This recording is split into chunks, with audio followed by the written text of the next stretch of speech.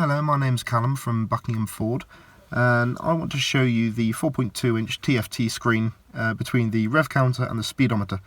In the top left you've got the average miles per gallon, bottom left we've got the current miles per gallon, and obviously we're not going anywhere so there's nothing there. Top right there's the trip, and bottom right you've also got miles to empty. Top left, above the trip counter, you've got 3.5 MLS. That is how far the car has driven, 3.5 miles.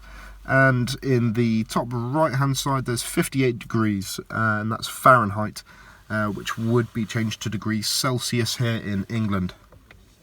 If I press the three lines in the top right using the button on the steering wheel, I come to settings for the trip computer. Now there's two trip computers that you can use, and you can alter them both to be separate.